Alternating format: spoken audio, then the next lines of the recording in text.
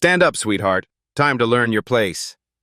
Officer Derek Thompson grabs Grace Mitchell's wrist, yanking her from the food court chair. Her college prep book crashes to the floor. Pages scatter across polished mall tiles. Officer, please, I haven't done anything wrong. I'm waiting for my... Shut it. I've heard every sob story from you people. His fingers dig into her arm as he spins her around. Hands behind your back, now. The metal cuffs bite into Grace's wrists. Too tight, deliberately tight. This is fun, isn't it? Teaching little thieves some respect. Thompson's breath is hot against her ear as he tightens the restraints. Your mommy ain't coming to save you today. Grace's birthday gift list flutters to the ground beside her textbook. 16 years old, honor roll student, debate team captain, reduced to tears in front of dozens of strangers. What Thompson doesn't know will destroy his career, his pension, and his freedom. This story exposes the machine that turns children's pain into police bonuses. Grace Mitchell has never missed honor roll, not once in 4 years at Northside High School. Her debate team trophies line the bedroom shelf at home in suburban Atlanta, each one earned through meticulous preparation and flawless execution. National Forensics League qualifier, state championship finalist. The kind of student teachers write glowing college recommendation letters for without hesitation. Today marks her 16th birthday, October 15th, 2024. The tradition never changes. Lunch with mom at Westfield Shopping Center, followed by back-to-school shopping and a movie. Simple, safe. Something they've cherished since Grace turned 12 and became old enough to appreciate mother-daughter time. Sarah Mitchell works downtown in the Federal Building on Ted Turner Drive. FBI Financial Crimes Unit, White Collar Investigations Division. She tracks money laundering schemes, builds racketeering cases, follows digital trails that send corporate executives to federal prison. Grace knows her mother carries a Glock 19 and federal credentials, but mostly she sees the woman who helps with calculus homework, drives carpool on Wednesday nights, and makes birthday pancakes every October 15th. The Mitchell family embodies suburban Atlanta success. 3-bedroom colonial on tree-lined Maple Street in Brookhaven. 2 reliable cars in the paved driveway. Perfectly manicured lawn that meets homeowner association standards. The kind of neighborhood where patrol officers wave from squad cars, mail carriers know everyone's names, and children ride bicycles without supervision. Grace arrives at Westfield early, as always. Punctuality runs in the family. She selects a corner table in the food court's quietest section, positioning herself with clear sight lines to both entrances and exits. 4 years of competitive debate taught her environmental awareness. Control your space, anticipate opposition moves, never sit with your back exposed. Her backpack contains the usual arsenal: college preparation books, scholarship application materials, debate tournament notes, and today's birthday gift list. She opens College Application Success, Essays That Get You Accepted, and begins highlighting passages about crafting compelling personal narratives. The mall thrums with typical Tuesday afternoon rhythm. Stay-at-home mothers navigate wide corridors with oversized strollers. Teenage groups cluster around GameStop and Hot Topic. Senior citizens complete their daily exercise circuits between JCPenney and Macy's. Westfield Shopping Center represents everything suburban Georgia promises: cleanliness, safety, prosperity, opportunity. Grace checks her iPhone, 12:25 p.m. Mom's running 5 minutes behind schedule due to an emergency meeting with federal prosecutors. Nothing unusual. The FBI operates on crisis time, not family time. Sarah Mitchell will arrive with apologies, birthday cupcakes from the German bakery near her office, and stories about financial criminals too stupid to cover their digital tracks properly. Grace returns to her reading, highlighting a chapter about overcoming personal adversity in admission essays. The bitter irony will register later. She's about to experience more adversity in the next hour than most applicants face in their entire high school careers. Officer Derek Thompson begins his patrol route at 12:27 p.m. Mall security contract mandates hourly foot sweeps through all common areas. Thompson has walked these corridors for 18 months, memorizing every store layout, security camera position, and teenage gathering spot. More importantly, he knows his performance metrics. 47 arrests in the past 6 months. Department productivity leader. Third highest numbers in the precinct. The kind of statistics that generate commendations, overtime opportunities, and quarterly performance bonuses. Thompson's radio crackles. Unit 247, status check. He responds, conducting routine security sweep, food court sector. His eyes scan the scattered tables, searching for opportunity. Grace Mitchell sits alone, absorbed in her book, completely unaware that she's been identified as today's target. Thompson's boots echo against polished marble as he approaches Grace's table. Heavy, deliberate steps designed to announce authority. His duty belt creaks with each stride, handcuffs, radio, pepper spray, all the tools of intimidation hanging from black leather. Grace glances up from her textbook. The officer towers over her, blocking the afternoon light streaming through the skylight above. His shadow falls across her notes about college essays and future dreams. Afternoon, miss. Mind if I ask what you're doing here? The question carries weight beyond its simple words. Grace sets down her highlighter, keeping her movements slow and visible. Debate team training kicks in. Stay calm, think before responding.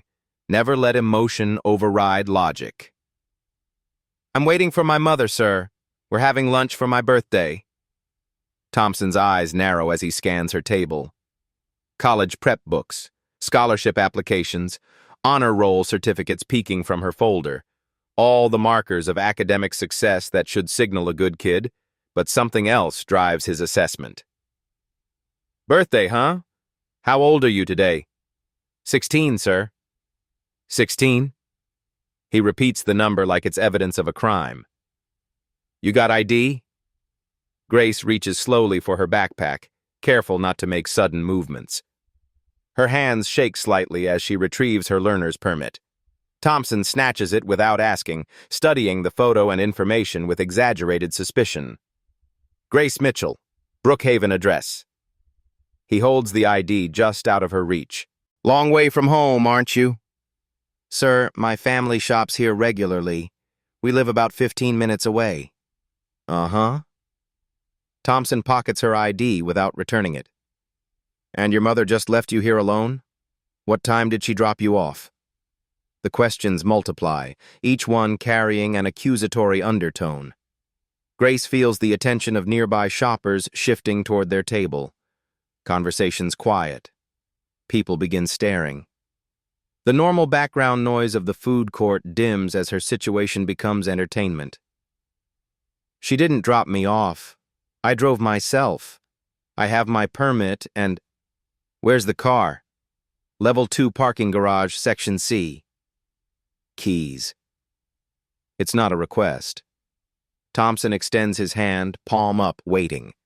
Grace hesitates, trying to understand why showing ID has escalated into surrendering her car keys. Around them, more people stop eating to watch the interaction unfold.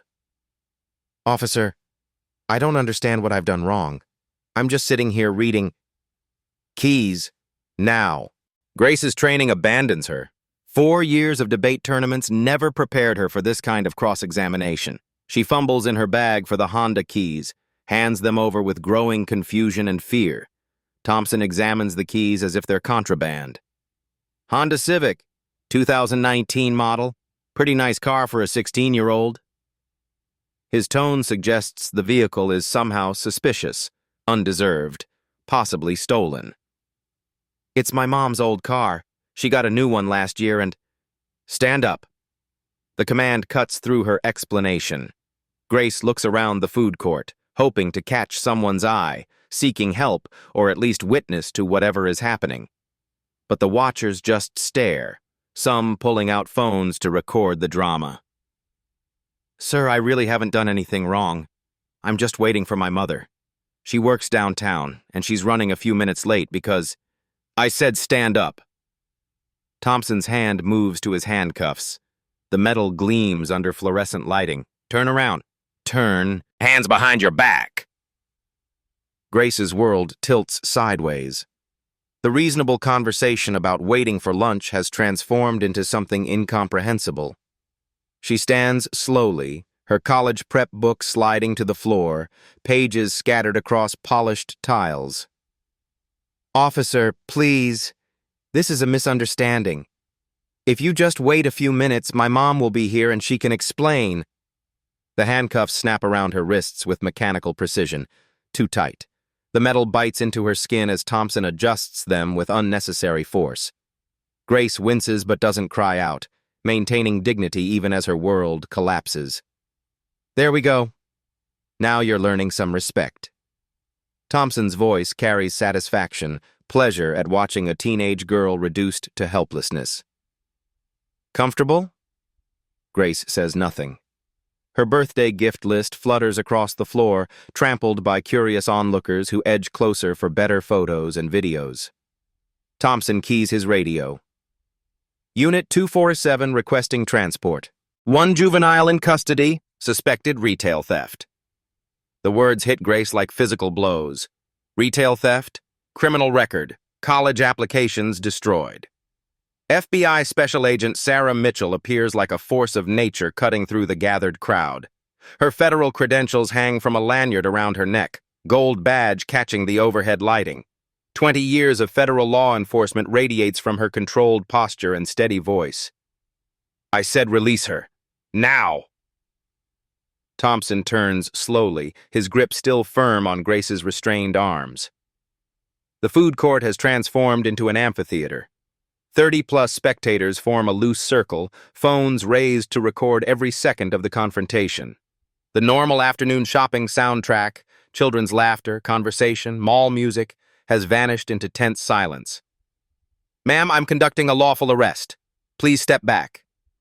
Sarah Mitchell steps closer instead. Her FBI jacket hangs open, revealing the service weapon holstered at her hip.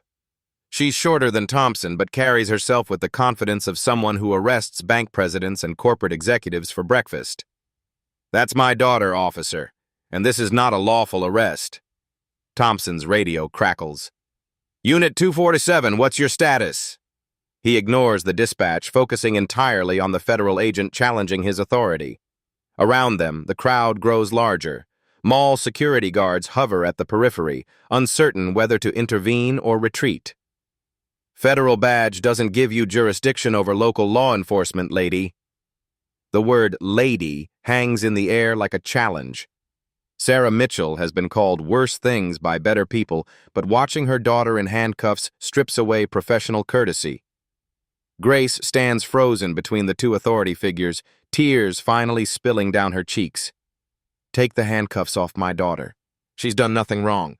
She was loitering with intent to shoplift. I observed suspicious behavior." "What suspicious behavior? Reading a book?" Thompson gestures toward Grace's scattered belongings. "Casing the area, looking for targets, classic theft patterns." Sarah Mitchell's training takes over. 20 years of interviewing suspects taught her to read deception in body language, voice stress, micro-expressions. Thompson is lying, and badly. "Officer, what's your name and badge number?" "Derek Thompson, badge 847, and you need to step back while I complete this arrest." "Complete what arrest? On what charges?" The crowd presses closer. Someone calls out, "Let the girl go!" Another voice, "This is ridiculous." The public sentiment shifts against Thompson, but he doubles down instead of backing down. Thompson keys his radio. "Unit 247 requesting backup. Interference with police business, federal building." The reference to federal building is deliberate provocation. Local police and FBI maintain professional relationships built on mutual respect and jurisdictional boundaries. Thompson just crossed both lines. "Mom, I just want to go home." Grace's voice breaks through the adult confrontation. 16 years old, handcuffed in public, birthday celebration destroyed. The image burns into every witness's memory. Sarah Mitchell's maternal instincts war with federal training. Protocol demands she call her supervisor, document the incident, file official complaints through proper channels. But watching her daughter's humiliation triggers more primitive responses. Thompson, you've made a mistake. A big one. Take off the handcuffs and we can discuss this professionally. No federal jurisdiction here, Agent. This is city property, city ordinances, city arrest. More police sirens wail in the distance. Thompson's backup request has triggered a response. 3 additional patrol cars converge on Westfield Shopping Center, creating a spectacle visible from the interstate. News crews will arrive within minutes. A mall manager appears, radio in hand, face flushed with panic. Officers, please, can we handle this quietly? The shoppers are getting upset. Thompson ignores him. Ma'am, final warning. Step back or you'll be arrested for obstruction. Sarah Mitchell pulls out her phone, speed dials a number she hoped never to use in this context. This is Special Agent Mitchell, FBI Atlanta. I need a federal civil rights response team at Westfield Shopping Center immediately. Officer-involved incident. The words civil rights response team change everything. Thompson realizes his simple arrest has escalated beyond local police jurisdiction. Federal investigators will review every detail, examine every decision, question every motivation. But pride and momentum carry him forward. Backup requested, federal interference with lawful police action. More officers arrive. Sergeant Michael Davis, Thompson's supervisor, pushes through the crowd with growing alarm. What started as a routine shoplifting arrest now involves federal agents, social media documentation, and potential civil rights violations. Thompson, what the hell is going on here? Suspicious juvenile, possible theft, federal agent interfering with arrest procedures. Davis surveys the scene. Handcuffed honor student, FBI agent mother, dozens of recording smartphones, scattered college prep books. Every detail screams wrongful arrest. His radio buzzes with dispatch updates about news crews en route. Derek, take off the handcuffs. Sergeant, I observed suspicious. Take them off, now. Thompson's authority crumbles in real time. Sergeant Davis overrules him publicly, admitting departmental error in front of 40 witnesses. The handcuffs click open. Grace rubs her wrists, red marks visible where metal bit into skin. But the damage extends far beyond temporary restraints. The video explodes across social media with nuclear velocity. Hashtag Grace at the mall trends within 2 hours. The footage captures everything. Thompson's aggressive approach, Grace's polite responses, the unnecessary handcuffs, Sarah Mitchell's FBI credentials cutting through police authority like a federal sword. Twitter erupts first. The original video, filmed by 17-year-old Marcus Williams from Decatur, accumulates 50,000 views in the first hour. Retweets multiply exponentially. Police accountability activists share the footage with burning commentary about racial profiling and police overreach. Instagram follows immediately. Multiple angles emerge as different witnesses post their recordings. Grace's scattered college prep books become symbols of interrupted dreams and targeted excellence. The image of an honor student in handcuffs crystallizes everything wrong with aggressive policing tactics. Facebook groups ignite with parental fury. Suburban Atlanta mothers who never questioned police authority suddenly see their own daughter's vulnerability reflected in Grace Mitchell's terrified face.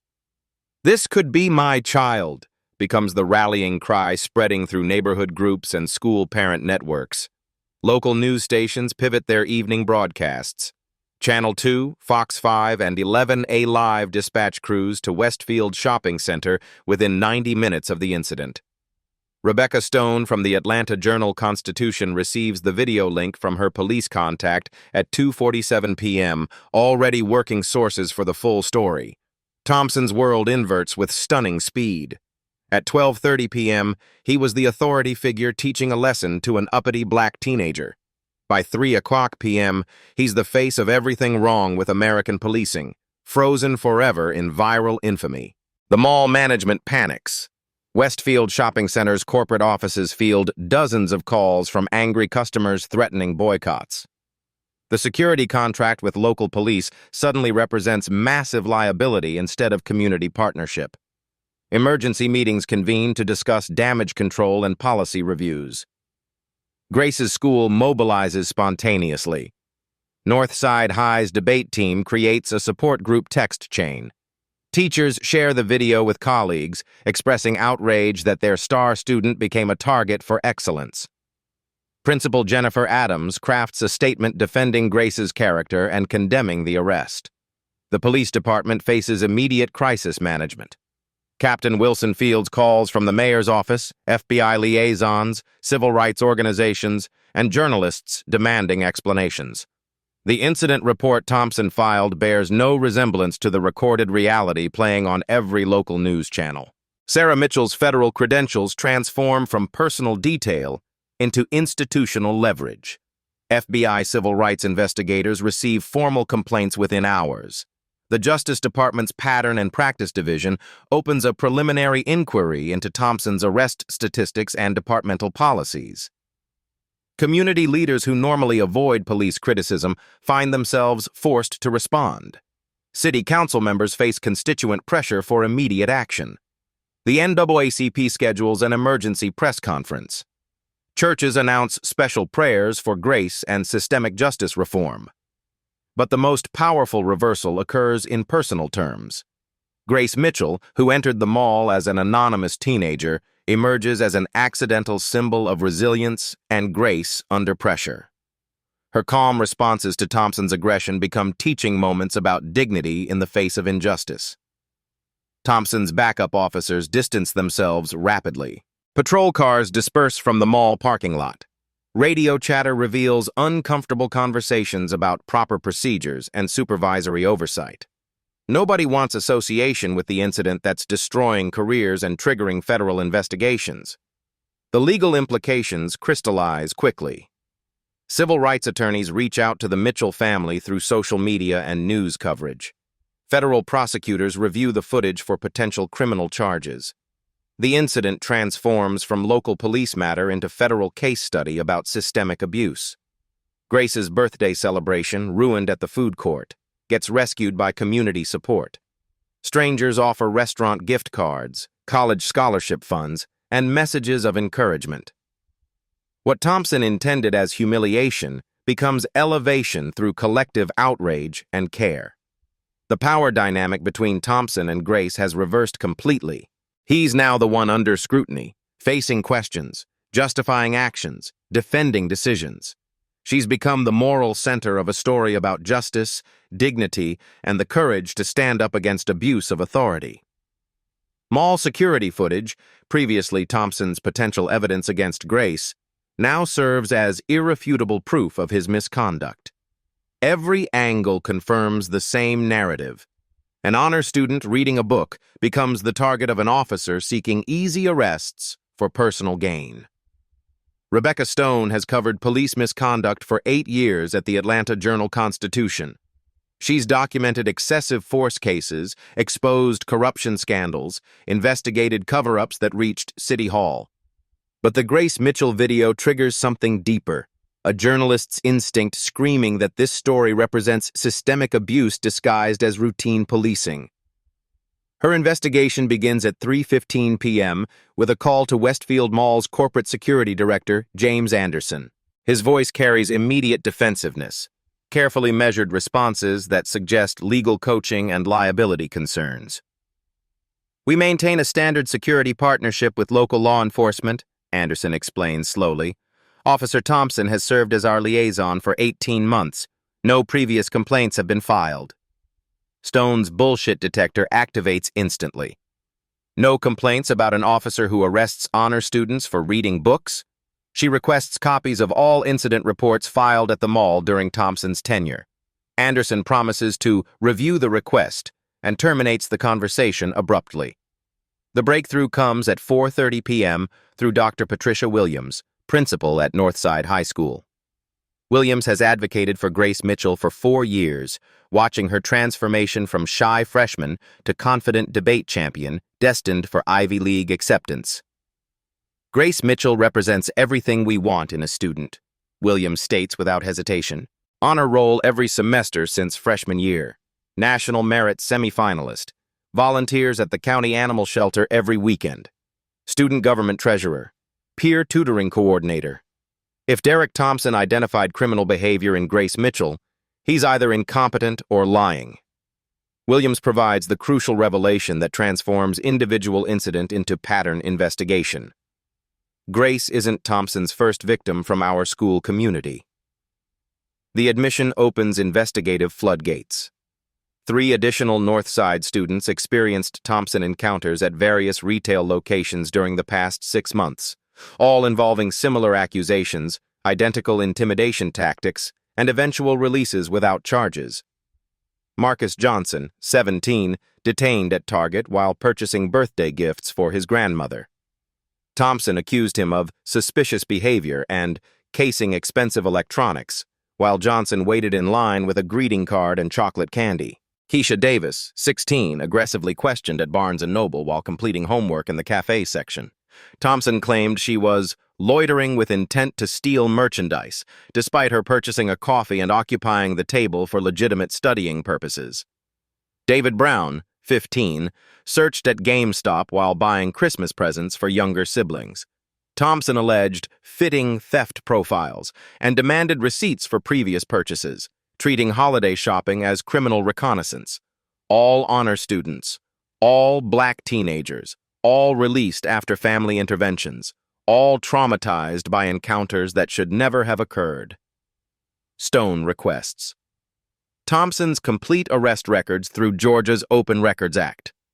The police department, desperately attempting to appear transparent amid growing public pressure, delivers initial data by 6:00 p.m. The statistics reveal systematic targeting disguised as proactive policing. Officer Derek Thompson's 6-month performance summary tells a devastating story. 47 total arrests. Department leader in productivity metrics. Commended twice for exceptional theft prevention initiatives and community safety enhancement. The demographic breakdown exposes coordinated discrimination. 41 arrests involve black suspects. 33 target minors aged 14 through 17. 38 occur at retail establishments. 29 involve theft-related charges. Only 14 cases proceed to actual prosecution. Only 5 result in convictions. Stone's analysis reveals Thompson's true success rate. 89% of his arrests involve innocent people, but 100% generate departmental statistics that justify continued aggressive tactics and personal bonuses. Security footage obtained through media disclosure requests provides visual confirmation of predatory behavior patterns. Thompson's October 15th patrol route shows systematic scanning methodology, ignoring clusters of white teenagers around arcade games, bypassing elderly couples sharing coffee and conversation, focusing exclusively on Grace Mitchell reading college preparation materials at an isolated table. The timestamp evidence proves premeditation. Thompson approaches Grace's table at 12:29:17 p.m. His radio transmission requesting backup for suspicious juvenile activity transmits at 12:28:03 p.m., 74 seconds before initiating any contact or observing any behavior. He decided to arrest Grace before conducting investigation, conversation, or assessment. Stone's most explosive discovery emerges from financial records obtained through public disclosure laws. Thompson's personnel file reveals quarterly performance bonuses directly tied to arrest productivity statistics. $50 per arrest. $100 for theft-related charges. $150 for arrests, resulting in convictions. The mathematics of systematic injustice crystallize clearly. Thompson earned $350 in bonus compensation during the previous quarter, entirely generated by arresting innocent black teenagers who committed no crimes whatsoever. Grace Mitchell represented a potential $100 bonus opportunity interrupted only by unexpected federal intervention. Investigation expands to examine the broader mall-police partnership generating these perverse incentives.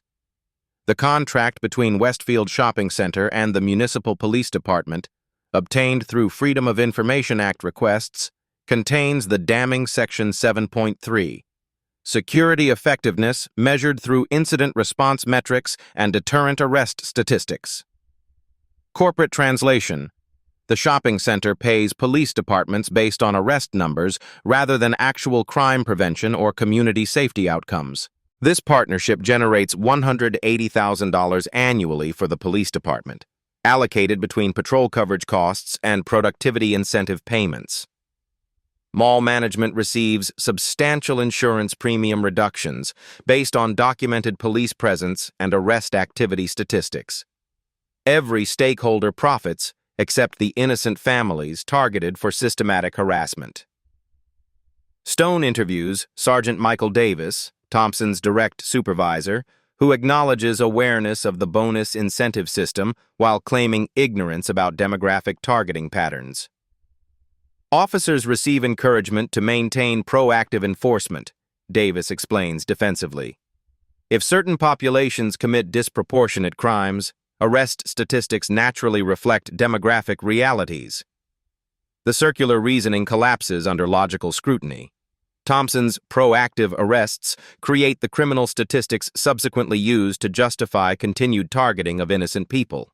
The system perpetuates itself through manufactured crime waves that exist only on paper. Additional sources emerge as Stone's investigation gains journalistic momentum throughout the evening hours. Former Westfield employees describe Thompson's oppressive presence, his laser focus on young black customers, his casual deployment of intimidation tactics against families attempting normal shopping experiences. Current security personnel admit growing discomfort with Thompson's aggressive methods, but claim institutional powerlessness to challenge police authority or modify partnership agreements. Documentary evidence expands beyond Thompson's individual misconduct to reveal systematic departmental failures. Internal affairs records show 3 formal complaints about Thompson's conduct filed during the past year, all dismissed as unfounded allegations without serious investigation or disciplinary action. Thompson's official personnel file contains glowing performance evaluations praising his community policing excellence, proactive crime prevention initiatives, and dedication to public safety enhancement. The commendations directly contradict the pattern of abuse documented through Stone's investigation. Her most devastating evidence comes from radio communication transcripts obtained through court filings in unrelated criminal cases. Thompson's patrol communications reveal consistently predatory language about potential arrest targets, demonstrating premeditation and racial motivation. October 10th, 2:47 p.m. Unit 247 observing probable shoplifter, female black juvenile, wearing expensive clothing inconsistent with demographic profile. September 22nd, 1:23 p.m. Suspicious loitering activity, food court area, black male teenager, no visible purchases, possible theft reconnaissance. Mint. August 14th, 4:15 p.m. Potential retail violation, black female minor, extended presence without purchasing, probable theft planning. These transcripts establish legal premeditation, explicit racial targeting, and systematic hunting of innocent teenagers to fulfill arrest quota requirements. Stone cross-references Thompson's documented arrest locations with mall surveillance camera footage, discovering patrol routes that systematically bypass areas frequented by white families while intensively monitoring spaces where black customers typically congregate. Her investigation reveals Thompson's broader community impact extending far beyond individual arrests. Multiple families report avoiding certain retail establishments. Teenagers fear shopping independently. Parents accompany children on routine errands to prevent potentially traumatic police encounters. Thompson's productivity has successfully terrorized an entire community into submission and avoidance. What would you do if this was your child facing systematic targeting for profit? Share your thoughts below. Stone's preliminary article publishes online at 11:47 p.m. with the headline, Atlanta Officers 47 Arrests, in 6 months reveals systematic targeting of black youth for departmental profit. The investigation goes viral immediately, generating 200,000 views overnight and sparking national conversations about policing for financial gain rather than public safety. The police department's war room convenes at 6:00 a.m., 12 hours after Rebecca Stone's article explodes across national media. Captain James Wilson paces behind a conference table littered with damage control strategies. The institutional panic is immediate and coordinated. "This journalist is destroying our department," Wilson declares to assembled command staff. "One incident gets blown out of proportion, and suddenly we're running conspiracies." The counterattack launches across multiple fronts.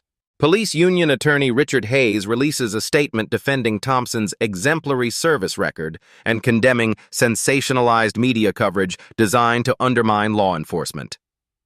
Thompson receives full departmental backing despite overwhelming evidence. His personnel file gets scrubbed of negative evaluations. Complaint records develop technical difficulties when journalists request documentation. The blue wall activates with military precision. Internal radio communications from October 15th disappear from official transcripts.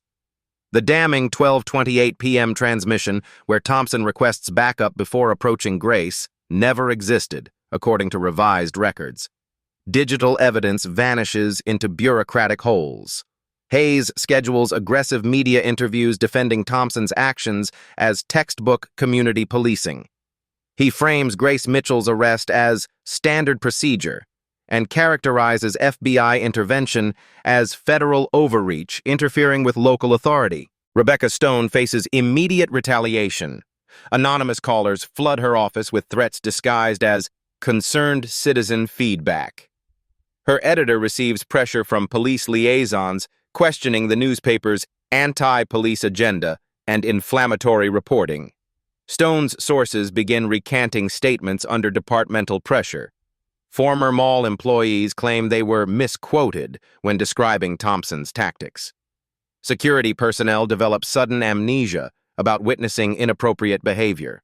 The police union mobilizes political connections to contain the scandal. City council members receive calls emphasizing the department's crime reduction statistics. Thompson's misconduct gets contextualized as isolated aberration rather than systematic abuse. Mayor Patricia Davis schedules a press conference defending the department's professional standards while promising thorough investigation. Her political survival depends on law enforcement support, creating impossible conflicts between justice and necessity.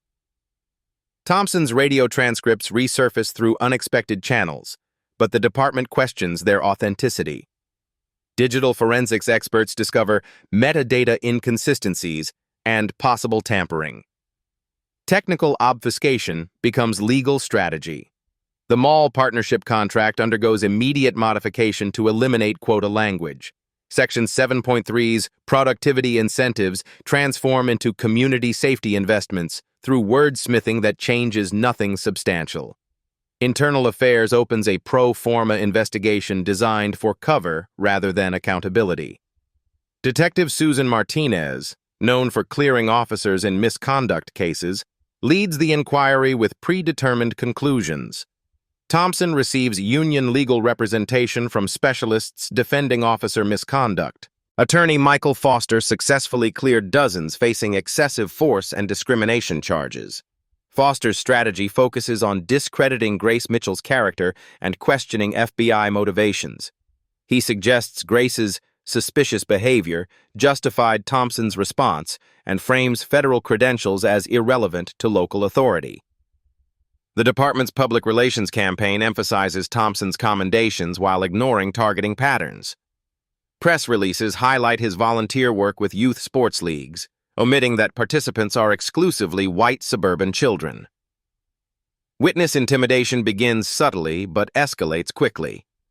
Mall employees who spoke with Stone face scheduling changes, performance reviews, and workplace hostility. Corporate management makes clear that media cooperation threatens job security. Parents of Thompson's previous victims receive police visits for follow-up interviews, about their children's criminal behavior. The message is unmistakable. Pursuing complaints results in intensified scrutiny and potential prosecution. Thompson maintains complete silence on counsel advice, but supporters flood social media with character testimonials. Back the Blue hashtags drown out justice for Grace posts through coordinated messaging campaigns. Officer Thompson's attorney states his client followed proper procedures and denies discriminatory intent. The police union maintains that officers acted within policy guidelines and concerns should be addressed through proper channels. The department's medical examiner questions Grace Mitchell's psychological evaluation, suggesting her PTSD diagnosis results from pre-existing conditions rather than police trauma. Character assassination extends to undermining mental health credibility. Thompson's arrest statistics undergo creative reinterpretation. The 89% court failure rate becomes proactive crime prevention that deterred hundreds of potential thefts. Failed prosecutions transform into successful community safety initiatives. Financial incentive programs receive corporate euphemisms. Performance bonuses become professional development investments. Arrest quotas transform into community engagement metrics. Language changes while systems remain identical. The counteroffensive reaches Grace's school environment. Anonymous complaints about her disruptive behavior and anti-police attitude flood the principal's office. Someone questions her scholarship eligibility based on criminal involvement. Stone discovers her phone records subpoenaed under terrorism investigation pretexts. Her sources face grand jury threats for interfering with police operations. Legal warfare escalates beyond journalistic protection. The message becomes clear. Challenging Thompson means challenging institutional power structures that defend themselves through any means necessary. The cover-up creates new evidence trails and witnesses to intimidation tactics. Grace Mitchell hasn't slept through the night since October 15th. Every time she closes her eyes, she hears handcuffs clicking shut. The sound replays endlessly, accompanied by Thompson's voice. "This is fun, isn't it?" 3 weeks after the arrest, Grace sits in Dr. Angela Foster's office for therapy. The psychiatrist documents symptoms that will become federal evidence. "I can't go back to the mall," Grace whispers. "I start shaking when we drive past Westfield. Mom takes different routes now." Panic attacks began 5 days after the incident. Grace's first episode occurred during debate practice when a phone alarm triggered memories of Thompson's radio. She hyperventilated in front of 20 students. Her academic performance suffers dramatically. Grace, who never missed assignments, struggles to complete homework. College application essays sit unfinished. How do you write about overcoming adversity when living it? Sarah Mitchell watches her daughter disappear into depression. The FBI agent who destroyed financial criminals feels powerless against her child's psychological wounds. Family dinners occur in silence. Birthday celebrations feel like memorials. "I keep thinking about what I did wrong," Grace tells Dr. Foster. "Maybe I looked suspicious. Maybe I should have stood differently." "Grace, you did nothing wrong. You were targeted because of your race, not your behavior." But logic doesn't penetrate trauma. Grace develops hypervigilance in public spaces, constantly scanning for police officers. Shopping trips become reconnaissance missions. She studies escape routes and potential witnesses. Sleep becomes refuge interrupted by nightmares. Grace dreams of handcuffs that won't unlock, of Thompson's multiplying face, of college rejection letters citing criminal records. She wakes exhausted from subconscious battles. The family's safety shatters completely. Sarah removes FBI credentials from her car's visor, worried that displaying federal authority might trigger retaliation against Grace. Grace's brother, Marcus, 14, develops his own police anxiety. He watches his sister's transformation from confident teenager to trauma survivor and absorbs vulnerability lessons no middle schooler should learn. School becomes Grace's only sanctuary, but achievement feels hollow. Her debate coach notices changes: more aggressive argumentation, defensive postures, focus on injustice themes that never interested her before. College interviews scheduled for November get postponed indefinitely. Grace can't discuss future when trapped in past trauma. Yale's deadline passes unmet. Harvard's application remains incomplete. Dreams deferred by handcuff memories. Dr. Foster documents post-traumatic stress disorder in Grace's medical file. Sleep disturbance, hypervigilance, avoidance behaviors, intrusive memories, depression. Clinical terms fail to capture destruction of 16-year-old trust. Grace's friends struggle to understand her transformation. They see viral videos but miss internal devastation. Invitations get declined. Text messages go unanswered. Social isolation deepens daily. "I used to believe the system worked," Grace tells her mother. "I thought following rules kept you safe. But Thompson didn't care about rules. He wanted to hurt me." Sarah's professional training provides no preparation for watching her daughter's worldview collapse. 20 years seeking justice for crime victims feels meaningless confronting family victimization. Physical symptoms manifest alongside psychological trauma. Grace develops stomach problems preventing eating. Headaches interrupt concentration. Anxiety medication dulls panic, but clouds thinking. The irony cuts deepest during quiet moments. Grace planned college essays about overcoming challenges. Now she carries more adversity than any teenager should bear, but trauma isn't inspirational. It's paralyzing. Her debate team captain position sits vacant. Grace can't argue cases when struggling to articulate her own experience. Words that once flowed effortlessly now stick in her throat. Thompson's 47 seconds of power trip destroyed years of careful academic building. One officer's entertainment shattered a family's American dream. The mathematics of injustice, decades of preparation erased by minutes of abuse. Grace stares at college brochures scattered across her bedroom floor. Yale, Harvard, Princeton. Each represents paths now blocked by trauma Thompson inflicted for sport and profit. Should officers face personal consequences for destroying young lives? Share your thoughts below. The phone call that changes everything comes Tuesday morning at 7:23 a.m. Sarah Mitchell answers to hear a trembling voice. "Mrs. Mitchell? My son Marcus was arrested by Officer Thompson last month." By noon, 11 more families contact the Mitchells through social media and community connections. Each story follows identical patterns. Honor students targeted, parents humiliated, charges dropped, trauma lasting.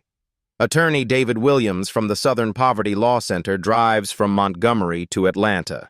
He's built careers destroying systematic discrimination through federal civil rights litigation.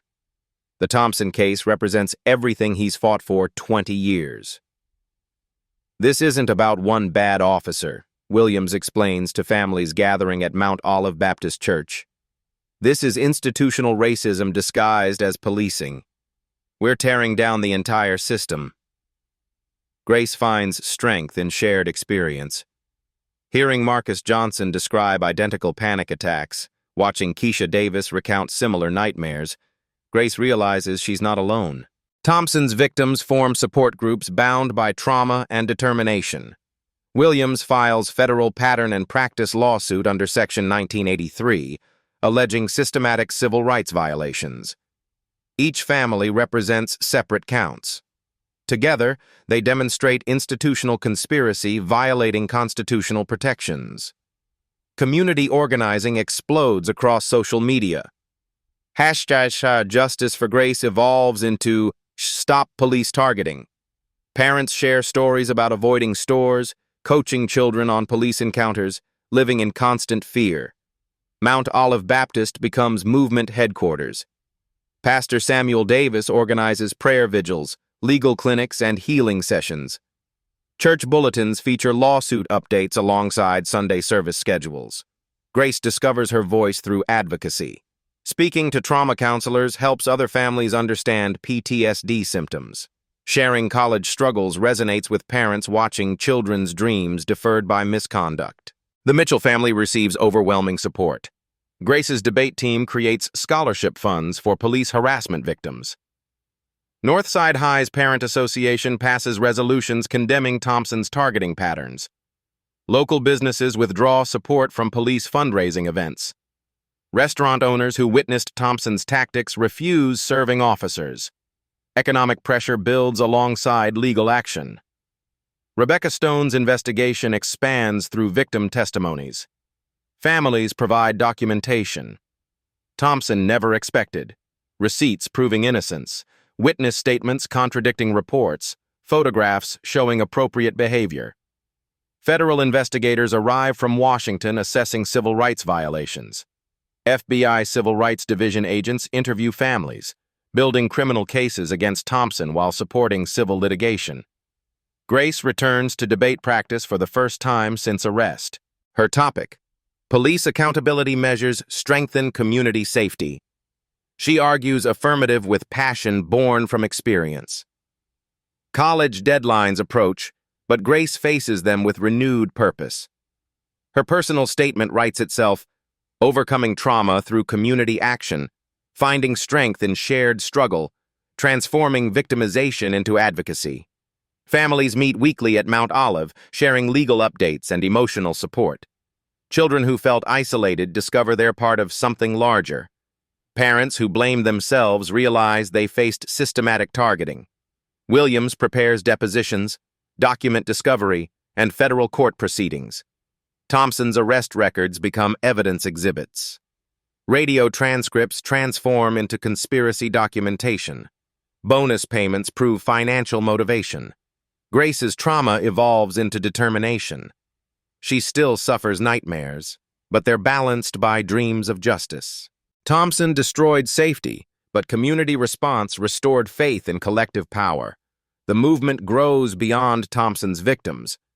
Other families share stories of police harassment, creating networks of support and accountability.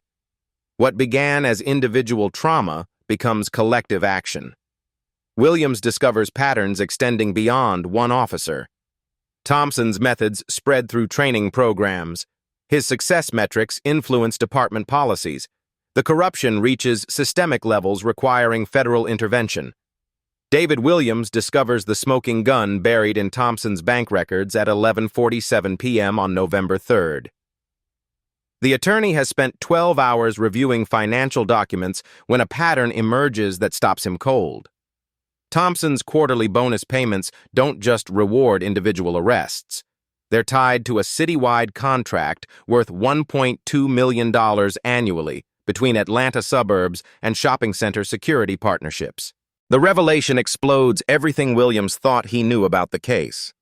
Westfield Shopping Center isn't Thompson's only hunting ground.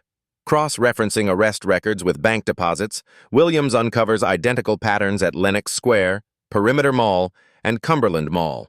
4 locations, 12 officers, same targeting demographics, same quota systems. The scope is breathtaking. Thompson represents one tentacle of an octopus extending across metropolitan Atlanta's retail ecosystem. Shopping malls pay police departments for security effectiveness measured by arrest statistics, creating financial incentives to target innocent shoppers. Williams calls Rebecca Stone at midnight with the discovery. Grace Mitchell wasn't randomly targeted by one racist cop, he explains, exhaustion mixing with excitement. She was systematically hunted by a profit-driven machine disguised as public safety. The contract documents tell the whole story. Section 12. 4 of the Regional Mall Security Partnership Agreement specifies performance metrics tied to incident response, deterrent arrests, and demographic crime prevention. Corporate lawyers crafted language creating plausible deniability while establishing arrest quotas. Mall corporations receive insurance premium reductions based on documented police activity. Lower crime statistics translate to cheaper coverage. Police departments earn revenue from security contracts while officers collect individual bonuses for productivity. Everyone profits except the families targeted for harassment. Williams traces money flows through corporate shells and municipal accounts. Westfield Shopping Center alone paid $180,000 last year for police services, with $45,000 allocated to officer incentive programs. Thompson earned $2,400 quarterly, nearly $10,000 annually, for arresting innocent teenagers. The financial web extends beyond individual shopping centers to regional development authorities and municipal bond programs. Police arrest statistics influence commercial real estate valuations, municipal credit ratings, and federal community development funding. Thompson's targeting of black families isn't personal racism, it's institutional profit maximization. His victims represent the most vulnerable demographic least likely to challenge police authority through legal channels. The conspiracy includes complicit mall management, police supervisors, city officials, and insurance companies. Grace Mitchell's arrest represents a tiny cog in a massive machine designed to criminalize black presence in white commercial spaces. Bank records revealed Thompson's bonus payments coincide exactly with his arrest spikes. September brought 14 arrests and $700 bonus pay. October delivered 16 arrests and $800 compensation. November was tracking toward his biggest month before Grace's federal intervention derailed everything. Williams discovers Thompson's arrest manual, obtained through discovery proceedings. The document, distributed to all contract officers, provides targeting guidelines, focus enforcement on individuals exhibiting behavioral patterns inconsistent with customer demographics. Translation: Arrest black people in white spaces. The manual includes photographs demonstrating suspicious behaviors: sitting alone, reading, waiting, using phones, wearing expensive clothes. Every normal human activity becomes criminal when performed by black teenagers in shopping centers. Williams realizes Grace Mitchell's arrest wasn't aberrant police misconduct. It was textbook execution of systematic oppression disguised as community policing. The attorney stays awake until dawn, mapping the complete network. 47 officers across 12 shopping centers generated over 2,000 arrests in 18 months. Statistical analysis shows 91% targeted black families. Conviction rate, 8%. The machine created artificial crime waves through manufactured arrests, then used those statistics to justify continued targeting and expanded funding. Thompson thought he was teaching Grace Mitchell respect. Actually, he was implementing corporate policy designed to maximize quarterly earnings through systematic harassment of black families. Williams's discovery transforms individual civil rights case into federal racketeering investigation. The RICO Act applies to conspiracy enterprises using criminal methods to generate illegal profits. The federal grand jury convenes November 13th in the Richard B. Russell Federal Building. 23 citizens from across Georgia file into a sterile conference room to hear evidence that will determine whether Derek Thompson and his conspirators face criminal prosecution. Grace Mitchell enters the federal courthouse at 9:00 a.m., flanked by her parents and attorney David Williams. Media crews line the sidewalk, but Grace walks steadily toward justice she never thought possible 3 weeks ago. Inside, Assistant U.S. Attorney Jennifer Martinez presents the government's case with devastating precision. The evidence unfolds like a prosecutor's dream. Financial records, radio transcripts, mall contracts, victim testimonies, statistical analyses proving systematic targeting. Ladies and gentlemen, this case concerns a criminal enterprise disguised as community policing, Martinez begins. Officer Thompson and his conspirators turned shopping centers into hunting grounds where black families became profit targets. Thompson sits in the witness chair at 10:30 a.m., his police uniform replaced by an uncomfortable suit. His attorney advised against testifying, but grand jury proceedings offer no Fifth Amendment protection against prosecutor questions. Officer Thompson, did you receive bonus payments for arrests at Westfield Shopping Center? Yes, ma'am. Performance incentives are standard. Did you target black teenagers specifically for these bonuses? Thompson's face reddens. I arrested suspicious individuals based on behavior, not race. Martinez displays Thompson's radio transcript from October 15th. Unit 247 observing probable shoplifter, female black juvenile. Officer, how did you determine Ms. Mitchell was a probable shoplifter before approaching her? Silence stretches across the room. Thompson stares at his hands, realizing his own words have trapped him. Grace testifies at 11:45 a.m. with quiet power that captivates the grand jury. She describes reading college prep books, waiting for her FBI mother, experiencing Thompson's aggression, enduring handcuffs designed to humiliate rather than detain. He said arresting me was fun, Grace tells the 23 jurors. That's when I realized this wasn't about public safety. It was about power and entertainment. Her voice doesn't shake. Weeks of therapy and community support transformed her trauma into testimony that demands justice.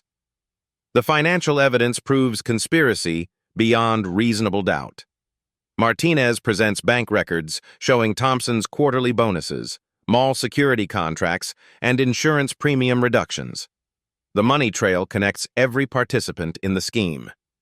Captain Wilson testifies reluctantly, admitting knowledge of quota systems while claiming ignorance about targeting patterns. His credibility crumbles when Martinez produces internal emails discussing demographic arrest strategies and productivity optimization. While mall manager James Anderson faces prosecutorial questioning about Section 12.4 of security contracts specifying performance metrics. His corporate lawyers object repeatedly, but grand jury proceedings offer no refuge from accountability. The police union maintains officers acted within policy guidelines and any concerns should be addressed through proper channels, but their statement rings hollow against overwhelming evidence of systematic abuse. Victim after victim testifies about identical targeting experiences. 12 families describe Thompson's methods, his language, his satisfaction at arresting innocent children. The pattern destroys any claim of isolated incidents. At 3:30 p.m., the grand jury deliberates for 47 minutes, 1 minute for each of Thompson's arrests. They return with comprehensive indictments: civil rights violations, conspiracy under color of law, racketeering charges, mail fraud, wire fraud. Thompson faces 43 federal counts carrying potential life imprisonment. Captain Wilson receives 18 charges. Mall executives face corporate liability and individual prosecution. Grace Mitchell stands on the courthouse steps as Martinez announces the indictments. Cameras capture her dignity, her strength, her transformation from victim to catalyst for systematic change. No child should fear police for being black in public, Grace tells the assembled media. Today proves accountability is possible when communities demand justice. 6 months later, Derek Thompson sits in federal prison serving 15 years for civil rights violations and racketeering conspiracy. His badge, handcuffs, and authority are permanently stripped. The officer who found entertainment in arresting Grace Mitchell now faces daily humiliation behind bars. Captain Wilson receives 12 years for conspiracy. The Mall Security Partnership Program dies completely, banned across Georgia through federal oversight agreements. Insurance companies can no longer reduce premiums based on arrest statistics targeting specific demographics. Grace Mitchell returns to Westfield Shopping Center on April 15, 2025. She walks through the food court where Thompson destroyed her sense of safety. But this time, she carries acceptance letters from Yale, Harvard, and Princeton. Her college essay about overcoming systematic oppression earned perfect scores. The therapy continues, but nightmares fade. Grace speaks at police academies about the human cost of targeting innocent families. Her voice carries authority earned through survival and transformation. Sarah Mitchell receives commendation from FBI director for her daughter's courage in exposing institutional corruption. The investigation expanded nationwide, revealing similar schemes in 43 cities. Federal oversight now monitors police corporate partnerships, preventing future exploitation. Rebecca Stone wins a Pulitzer Prize for investigative reporting. Her series on policing for profit sparks congressional hearings and legislative reforms protecting families from badge-wearing predators. The handcuffs that clicked shut around Grace's wrists at 12:33 p.m. now rust in an evidence locker. But their sound still echoes in federal courtrooms where justice replaces entertainment, accountability conquers authority, and young black voices demand the respect Thompson tried to steal. When badges become weapons, we all become victims. When we stand together, we all become protectors. What would you do to protect your child from systematic targeting? How do we ensure police serve communities rather than profit margins? Share your thoughts below. Your voice matters in this ongoing fight for justice. Subscribe to see more investigations holding power accountable, because every family deserves safety, dignity, and the simple right to exist without fear.